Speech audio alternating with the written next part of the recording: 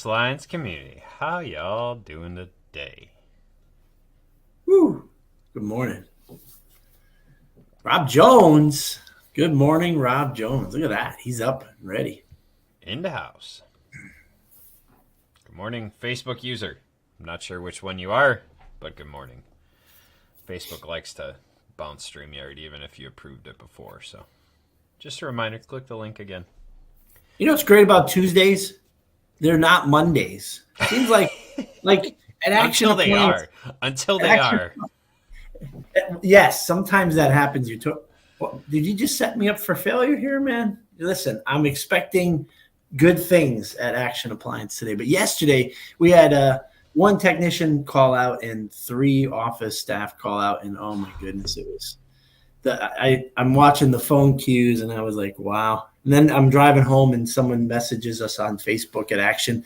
Couldn't get through to you all day. Can anyone help me? I saw I'm messaging her and we'll take care of her this morning. But gosh, sometimes you just fall short doing the best you can. So ordered pizzas and lunches for the remaining people in the office, and gonna have to have a rousing speech in some random office meeting next week about coming to work on Mondays, even if you're dying, you know? They are called Second Monday for a reason. Yeah. Well, not today. Not today, Rob. Today's going to be a great day. Today is going to be a great day, my friend. Today is going to be a great day. But we've all had that. We've all had those. Yeah. Second Mondays or Mondays that last an entire week. Oh, I know, right? That's what my wife was saying. She's like, yesterday it seemed like the day flied by, and Friday I was in class period 3, and it went for about 4.5 hours, or at least it felt like that, just one period. So I don't know. I get it, man. Bob. Hey, Bob. Yeah, so 3:00 in the morning, I'm laying in bed going, dude, do you remember when 6 years was like forever, and it seemed like Christmas was an entire month, and yeah. Frickin' October's almost over, brother. I know. What is going on here? I noticed that too, but I noticed it as a late teen. Like when I started getting a paycheck every week, working at like a department store after school and stuff and on the weekends, I was looking forward to payday. So I was like trying to push through the week until Thursday. And then you grow up and you become stupid and you get like a mortgage and a car payment. And then you're like, now you're thinking the opposite. I can't wait for payday so I can pay all my bills and have only $5 left over. So you're just focusing on, is it mortgage time already again? So time speeds up. But when you're a kid, summertime break between school seasons felt like a year. Yeah. Summer was the longest time, and Yep. It's gone, man. It was freaking snowing. Like Indiana got snow, like a pretty good amount of snow yesterday. Oh, really? Wow. Yeah. I got some friends down there, like Fort Wayne area, so lake effect, I'm sure. But yeah, the blankets of white, and I noticed it yesterday actually because I was down doing a measure at the end of the day. I'm like, man, it is cold, and all of a sudden there's like snowflakes falling down. I'm like, it's October. Yeah. Well, now that I have a house with a short, flat driveway, bring it on. Bring it on, big winter. Bring on the snow. I used to love snow, but once I had this steep driveway that I shoveled by hand for 15 years, I became a curmudgeon.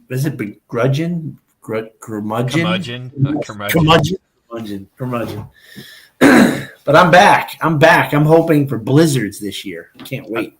I'll tell you what, I was pretty curmudgeon-y having to drive in snow all the time, and 4-wheel drive and snow tires really changed that for me. I haven't really ever cared about like clearing the snow because I got like, I don't know, it's probably from 2003 or something like that. It's a Craftsman snowblower. It's like the 30-inch monstrosity that throws snow 12,000 feet.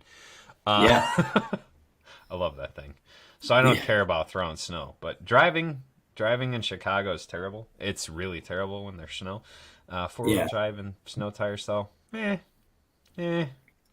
That's a discussion for the future for us at Action, because, with the rumors and the evidence of minivans, cargo vans being discontinued, trying to figure out our next vehicle. And something all-wheel drive would be good for sure. It is only 3 or 4 months of the year, but it's enough to think about, some wrapped SUV or something like that. Glenn Donnelly buying that Tesla. I don't know if he really bought that Tesla for service or not, but whatever. I love Glenn. He's so brave about trying stuff out. Yeah, so we are currently 40 degrees cooler than you. So 36 in Chicagoland today. 36? Yes, sir. I think we're in the 50s, but all right. Well, now I know why sometimes you're a little grouchy there, Zach. Chill in the bones. Yeah. It makes it hard to want to get out there and run, because I refuse to run on a treadmill. Treadmills make me hate running, and I really love running. So yeah. It's frustrating. It's a frustrating time of year. I'm just gonna have to suck it up and learn how to just like be a cold weather runner and just do it. Yeah, there you go. Adam, we are in the same plane of weather apparently, because I'm sure if I looked out my window, it's like 35-mile-an-hour wind right now. So, yeah, wait till it gets to like 36 below, Saul. Come and visit me then. Yeah, if it gets really cold, it should just be snow on the ground. For some reason, it even feels warmer for some reason when there's snow on the ground. But a bitter gray day with no snow and dead grass, and you're freezing and it's cutting through to your bone. Wow, I just sound like an old man bitching. Let's move on. I'm telling you. Listen, I could make it all winter if there's snow on the ground all winter. I wouldn't care. Yeah. It'd be fine, because at least if it's cold, there should be snow.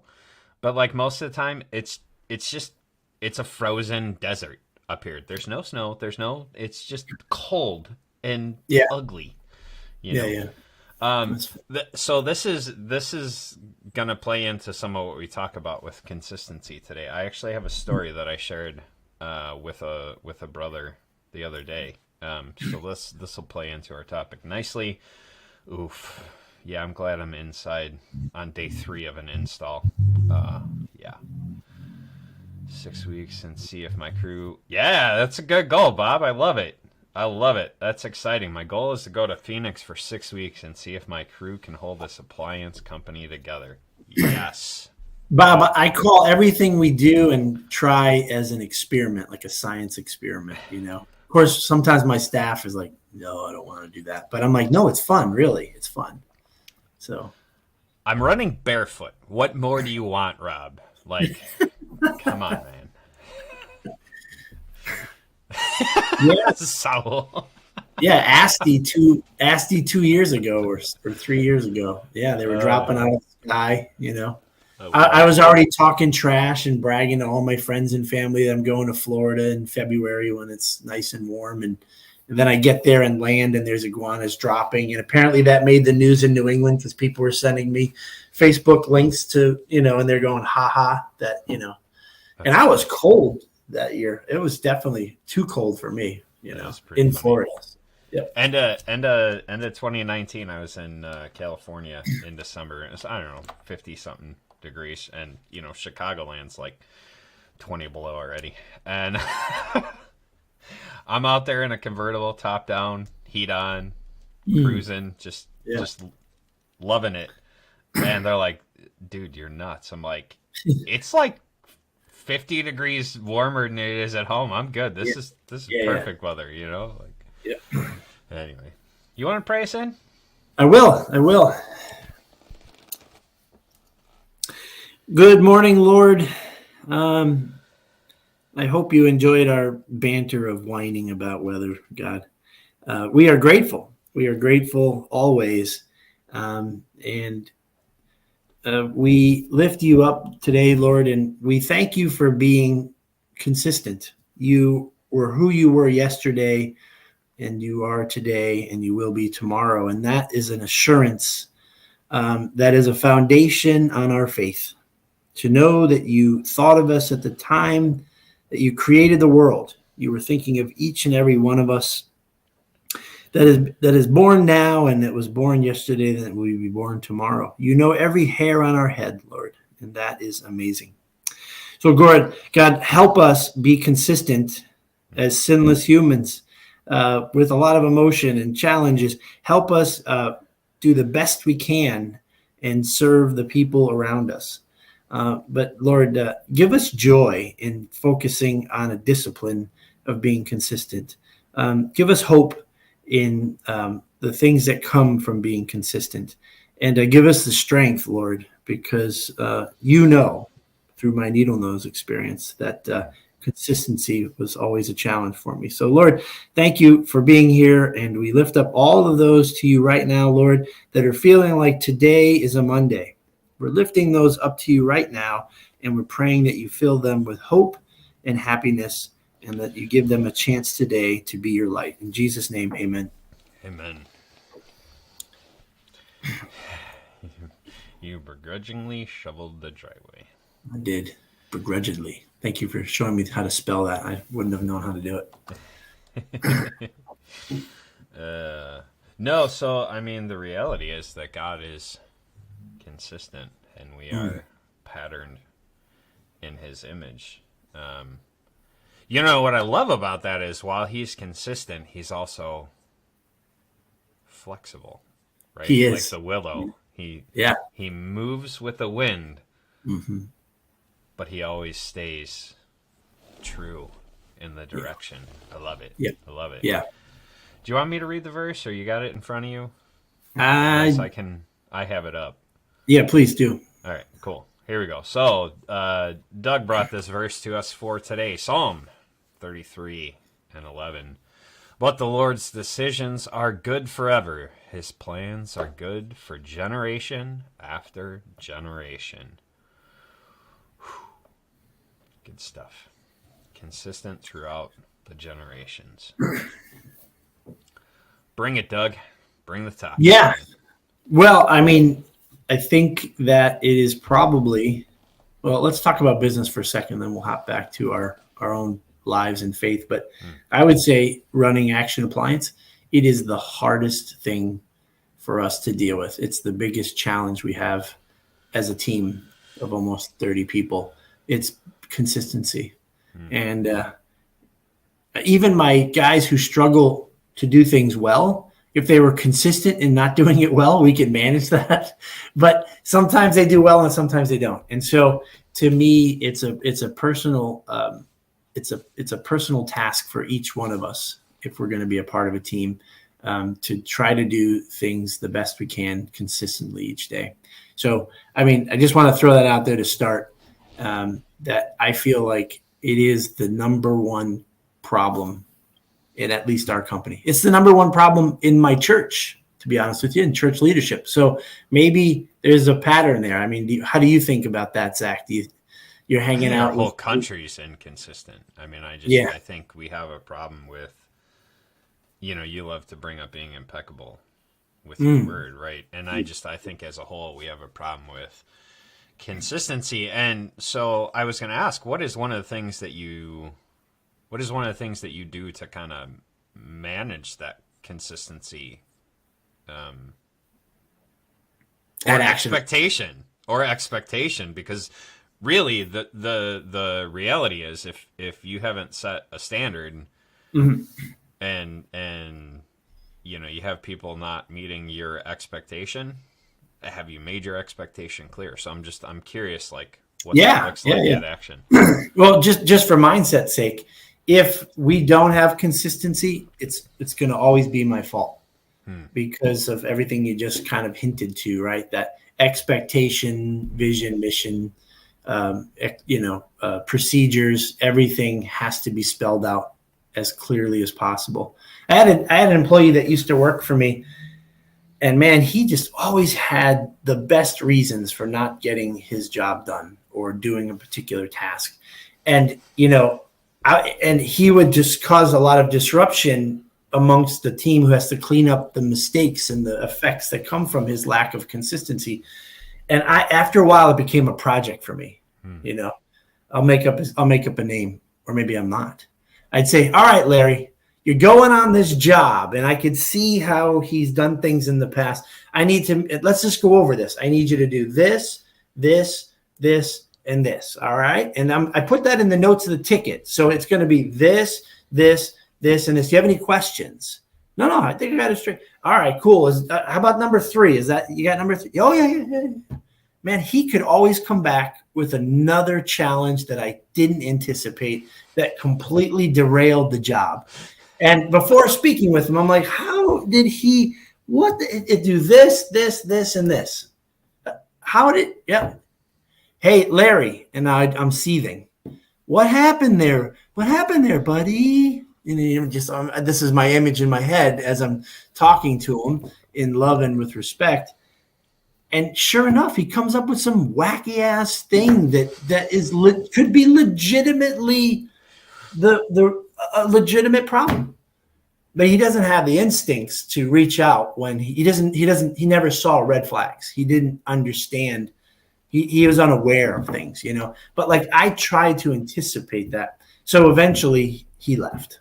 Well, he was consistent. He was consistently inconsistent, for sure. Well, he was consistently inconsistent, but he was consistently not reaching out when he was in trouble. He was consistent in that. But he was, and so that's where I told you it's always my fault. So procedure, process, it should be nearly foolproof. Mm-hmm. But like this guy could poke holes in it every week, So I have so many Larryisms in my policies and procedures. He's no longer with us, but his legacy stands, So like if the lady is in a skirt and it's after 1, and before 3, and you're in the west of the river, then you must call me, right? Like there's some weird Larryism rules because I was just beating my head, but I make fun of Larry a little bit, but really is my fault. And ultimately, if someone can't be consistent, they probably need to go. That's a toxic problem, and that means maybe good revenue. So the poor guy, he was great with the customers and he knew how to fix appliances, and he brought in revenue for us. But the inconsistencies. So not to make it all about Larry. But the burden falls on us, right, Zach, to lay out a framework. I love that you said that. I just started digging into a book that's been sitting on my shelf, and it's just been bugging me. And it's Essential Deming, again, leadership management, and one of the things that he says in it, and he's looking at it from the perspective of manufacturing. So manufacturers, listen up. And he says that, in America, we have such a problem. We want to shift blame everywhere else. Yeah. But the reality is that, we're blaming people that don't have the power to do anything about it, right? So we're blaming the production workers, and then we're blaming the inspectors, and then we're blaming the managers. Other way. Yeah. Go the other way. So the example that he uses, the production workers are only responsible for the work that they do. And majority of recalls are in design. Design is management and above, right? And so I love that you said that. Like if there is an issue within our companies, it's us first. It's us until it's them, in the words of Dean.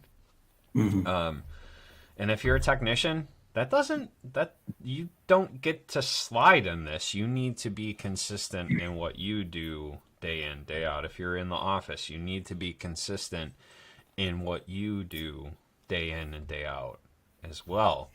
It starts with personal responsibility, and then moves on from there. And if you're a leader, guess what? There's a lot more responsibility. You want to run a company? Guess what? All the crap is on you. So you better get that shovel ready. You know what I mean? Like it's And how do we do that? Like, how are we consistent in owning that? Yeah, and I feel like you have to.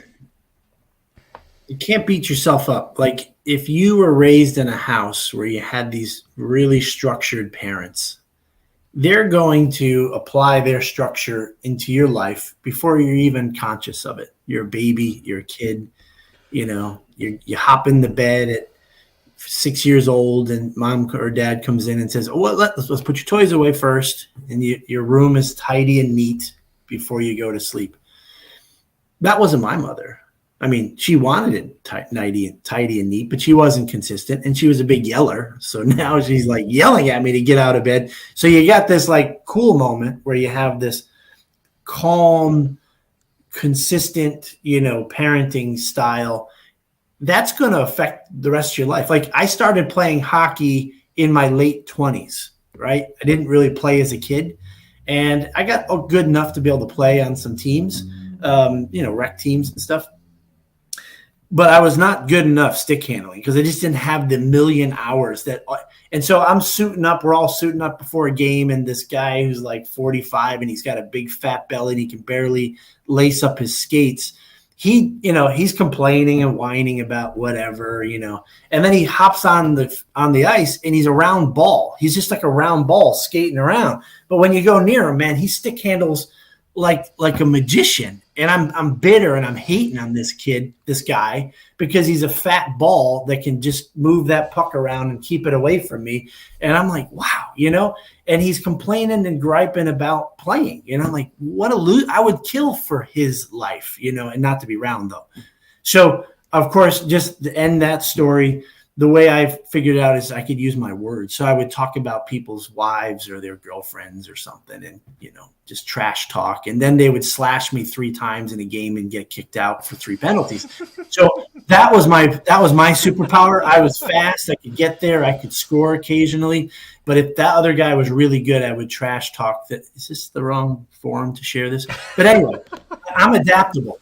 But so I didn't have those years of practice. And to me, consistency is clearly something that you have to practice for it to flow easy and well, and so, yeah, man, if your parents are like mine and they weren't consistent, acknowledge it, accept it, and begin working that muscle of consistency right now. I read a devotional, and this devotional kind of highlighted the benefits of being consistent. People know what to expect from you when you're consistent. People can depend on you. People know and admire your track record. You're more successful in achieving your goals. Consistency is the key to being successful in every area of your life. If you want to achieve anything of value and meaning in your life, then you need to be consistent. Consistency keeps people close to God by having an intimate relationship with him. I'm working on all of those. I'm good at some of them now, but I had a long uphill battle, and I'm not blaming my parents. It's the environment it is what it is. Now do something about it, I want to go back to this comment. So I don't know if it was Ed Milet or Brendan Burchard, but one of them shares in a book and their podcast. I don't remember which one it was. I was listening to both. About a guy who said he wanted to work out, right? And how did he do that? Well, he made the decision. He made the decision the night before that he was going to go to the gym the next day, right? So that decision was already made up the night before. He was already set and ready to go. He got up in the morning and he put on his gym shorts and his gym shirt and his gym shoes, and he drove to the gym. He turned around and went home. He didn't go in. Did that for a while. Then he finally went in. And he just walked around. Then he went home. Did that for a while. Then he started doing reps. Like, he just, go get a 5-pound weight and, okay, I did 5 reps. Went home. He built the habit of consistency. Consistency is a habit.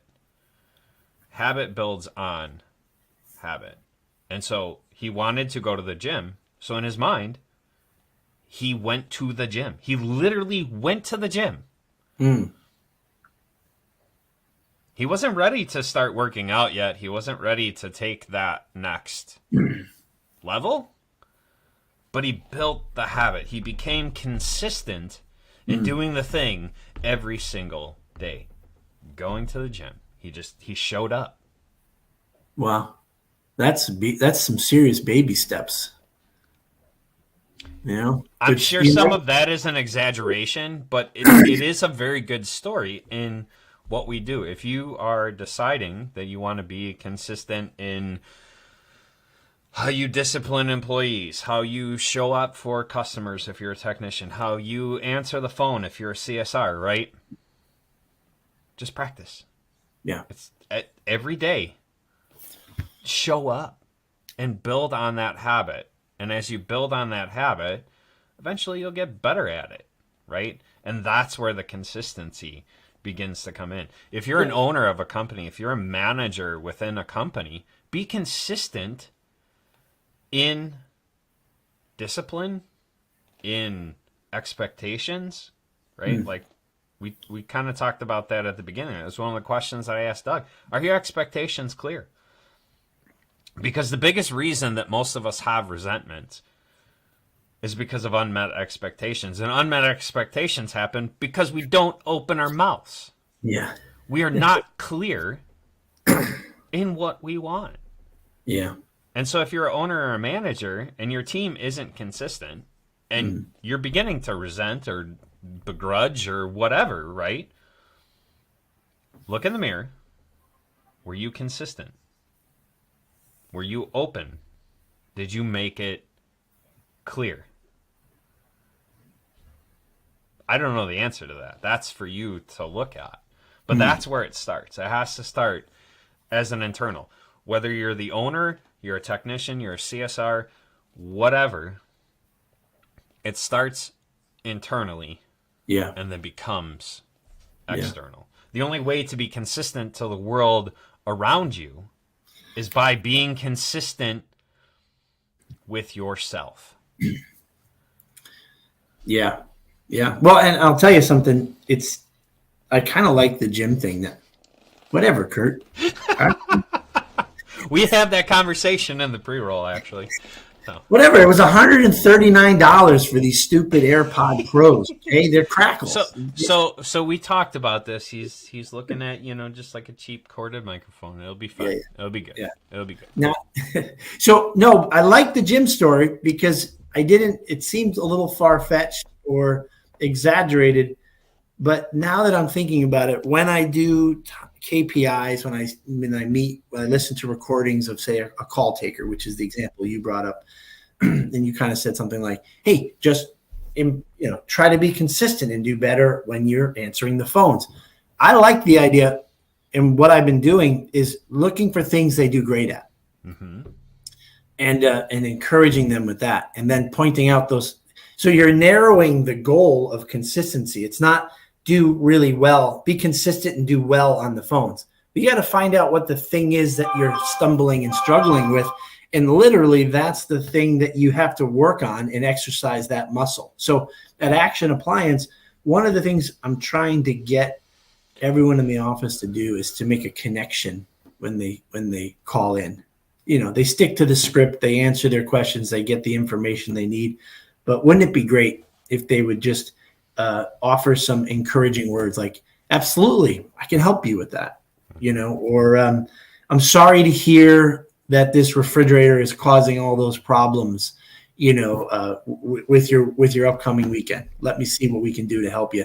It's that connection there. So that's something that I've said, all right, here's a piece of paper with this might feel weird to you, but say these things in the script. Go ahead. And it's not happening because it's really hard. That's a whole muscle that you have to exercise, and it's going to take time to develop something that you're not normally comfortable or typically used to doing. So that's a really cool point. Driving to the gym and then going home, or driving to the gym and walking around and looking at the machines and and then grabbing a Powerade and heading back home. I love it, man. That is maybe something that's overwhelming, making it easier moment by moment. So I love it. That's a great example. Yeah, I mean, how do you move a mountain? It's one Yeah, pebble at a time, right? Like sure. might Yeah, take longer, but guess what? It's going to get done. Versus, yeah. those that go in, right? So, have you ever met this guy? Like he's just got all the intensity in the world. I'm gonna go at it. 5 minutes later, he's fizzled out. Yes. Yeah. Yep. Where Yep. the person with the small flame that's just like burning, burning, burning. Mm-hmm. They're burning consistently. They end up going the long haul, right? Yeah. Yeah. So, Yeah. and It's about relationship. I love what you said. Figure out what you do well, Mhm. because as you begin to figure out what you do well, yeah, that's awesome, right? Because that's where you can praise them, but it does help you kind of separate. Mhm. Okay, where is it not going well? Like, where's the Yeah. fork in the road? Where are you diverging? If you find all these things that your team is doing really well or you are doing really well, then it's a lot easier to find the things that need improvement Well, because because you've it's already separated it out. it's hard work, and actually deciding to go to the gym, especially in the wintertime, right? New Year's resolution, just seems like you're set up for even New Year's resolutions. I was like, I'm not going to do them because everybody breaks them because it's not natural. It just seems like a scheme or a trick. But back to my needle nose story, right? I'm in the You business brought it for up, not me. I'm just saying. You I'm brought in it the up, not me. business. I'm a technician at a big company for about a year or two, and I'm struggling technically. And I'm good some days, and other days I was checking out and leaving, knowing it's not working. And technician in a tech meeting, the callback gets brought up. Hey, what happened here? Jeff says, "Oh, this bolt was loose," and it was me. I left the bolt loose because I didn't have the right tool. So I'm feeling weird and awkward that the 5K really that the Titan and then so I'm feeling weird that I'm being called out, even though I wasn't being called out. So I out loud, I just kind of say, "Hey, Jeff, I tightened the bolt with a pair of needle nose pliers. I didn't have an extended socket." So, and he just turned around and he gave me a gigantic tongue lashing, just ripped me apart. I think I said this once before on here. It was probably for 20 seconds and I deserved it, but it felt like about an hour and a half with everybody staring at me. And I knew from there, the takeaway was Doug is inconsistent. Doug is not technically good at his job. And I had a moment where I had to decide what I'm going to do. Mm. Like I liked my job, but I didn't love it. And I wasn't inspired to become technically better, but I loved going into people's homes and I loved meeting people and I loved helping people with their overall problem, but I had to fix the stupid appliance. So that was what I grasped for. Do I go and get a different job? No, I want to do this because I love this part of my job so much. That was my motivation factor to stretch that muscle, to sit there and put this part in and that KitchenAid dishwasher still not running. Persevere because I love my job, because I love serving people. And it helped me get better. I promise you, I got better. I have a pair of needle nose, but I rarely use them. I don't even know what needle nose are for. Okay. But I needed to find something that I love about the job to inspire me to be consistent because to grow towards consistency because it's a lot of work. It's a lot of work. It's working out, right? I love what you said there. I love what you identified with, right? You loved serving people, right? And in a service industry, and anything in dealing with customers, which guess what is all of us, right? We all deal with customers in some way, shape, or form. People are inherently selfish, right? Like we're just, it's just we are. We're just inherently selfish, and that's okay when you understand how to work with that, right? And so, the one business course that I'm going through is talking about like perspective from like, how do you win a customer? Well, you win the customer by giving a crap about their story before your own. They don't care about you. They don't care about how great your company is. They don't give a crap. Are you able to solve their problem? Are you able to make their life better? That's when money's gonna change hands. And so if you do one thing consistently, care about people first and foremost, consistently.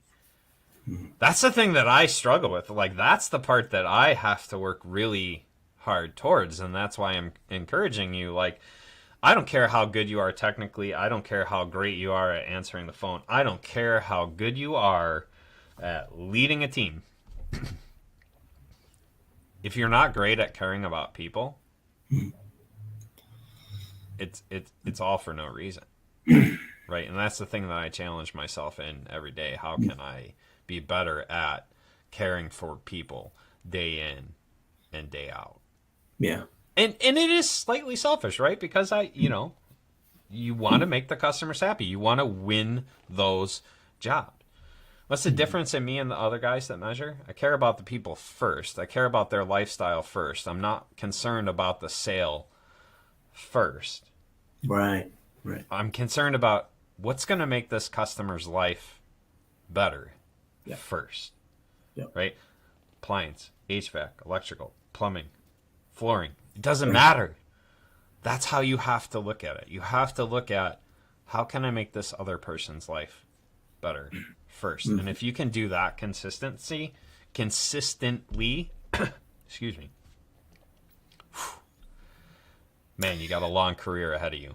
Yeah. This might be controversial to say, but I feel like that we are inherently sinful people.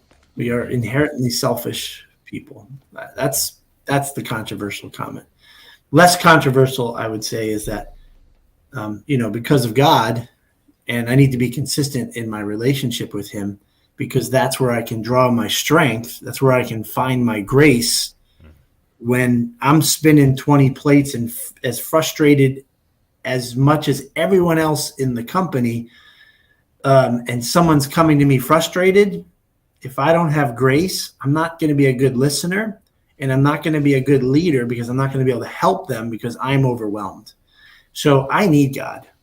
Now, I got to tell you as well, when I meet people who don't know God or don't even believe in a God, and they are inherently good and they're servants of people, I'm just blown away. I don't know how to compute it.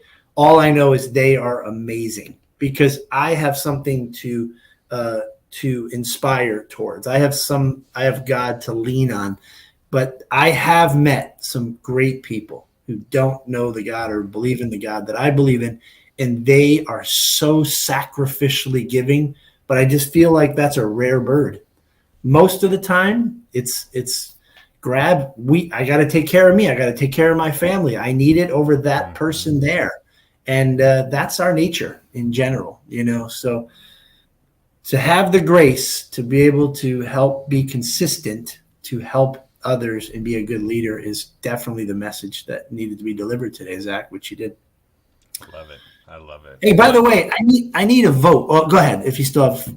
Oh, I was going to say the last thing, and just tying it back to the beginning, and then we'll wrap up, is that just because you were a certain way, right? You heard Doug that he's shifted over the years. You heard me say that I've shifted over the last year, right? Remember, God is consistent. His plans are good for generation after generation. But he's flexible. He can move with the wind. You can too. Just because you were Sheldon-esque, just because you used, needle nose to tighten bolts, doesn't mean that you can't change. Doesn't mean that you shouldn't change. Don't let that stay your identity, right? Be able to be flexible, be able to bend, and move freely. It's fun. It's fun to recognize where you've changed permanently in your life. Where you've made You made a commitment, you made a pattern, and now it's you have to remember those things to celebrate as well. You know, and which brings me to, I need this help. I need the help of the Appliance Alliance community. All right. My wife is a perfect example of, you know, like all of a sudden a switch flips in her head and she says, like when we were dating and we had an apartment, or when we were first married, we had an apartment, we could have like dishes piled up in the sink for a day or two. We're both working. And then all of a sudden a switch flips and she's like, I can't go to bed with dirty dishes in the sink. They got to be done. And it's out of left field. And I'm like, okay, whatever. So now all of a sudden she might be expecting me to, like at 10:30 at night, because she can't go to sleep but doesn't want to do them. I'm going to do them. I'm like, well, that's stupid. I'll do them in the morning, you know? So that's how my wife works. And it's amazing because we've been married going on 20 years this November, that I can see like 10 places where she flipped a switch, made an effort, worked at it, and created a consistent change in her life. It's so cool, right? I have a nice short list for it. Just kidding. So now we bought this new house in desperation because it was during crazy COVID time. Didn't even realize it didn't have a dishwasher in the house. And it's very hard to configure cabinets. So I got some electricity brought in, and for $500, this guy will come in. What? Portable. No, we don't. So I can get a guy in for $500, and I'm sure I can get a dishwasher for a deal at Action Appliance. But my wife is like, no, I don't want a dishwasher. And I'm like, that's silly. So we have 3 kids, and we rotate the dishwasher cycle. Now one kid goes to college, so now it's 2. So I'm like, all right, adjust the chore chart, man. It's 2 people instead of 3. My wife's like, no, don't overwhelm them. I'll go into the rotation. I'm like, that's crazy. We don't need to do the dishes. We bring in the bacon, man. We pay the bills, make them work. She's like, no. So she's taken this rotation. She didn't want to do the dishes yesterday. And then I went to turn the laptop on today. There's dishes in the sink right now, to join the morning grind, and look at this note. Oh, hold on. If you do the dishes for me, I will rub your back and be your best friend forever. Love, XOXO. I think by sharing that note, Doug is on the couch tonight. No, she's not watching. So the question is, or so you think. Fundamentally, I'm opposed to doing the dishes not because I don't think I'm too good for it, but because I think our children should do it. And she went and made this decision to join the dishes rotation, which was crazy. And now she's struggling to fulfill her obligation that she signed up for. Should I do them out of a loving husband, or should I just pass on it and have it be a life lesson for her? I don't even want to say that. Just pass on it out of fundamental. What did he say? I see Doug. Alex, are you trying to manipulate me? If we argued, Dad threatened to pull every dish out of the cabinet. Yeah, you missed the comment before that. Oldest of 3 boys, 1 wash, 1 dried, 1 put away. Yeah. And if we argued, Dad threatened to pull every dish out of the cabinet, and we'd do them all. That's kind of how it was in my grandparents' house. They had an old farmhouse, and I'm talking, 160 years, whatever, had just 1 row of probably a lot like houses in New England, where it's like, it is what it is. Yeah. And yeah, that's what us grandkids were for. Like there's no such thing as a dishwasher. You row of grandkids all lined up, and you had some washing, some rinsing, some drying, some putting away. Like that's just the way it worked.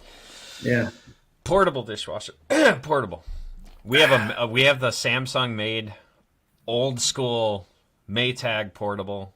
Good dishwasher, man. Good dishwasher. Well, that's all means money. And my wife is cheap.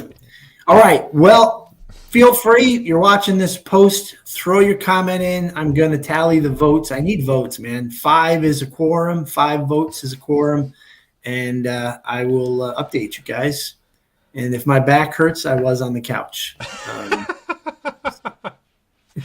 It's been fun, Doug. I appreciate you. And same here, buddy. You're not around next week.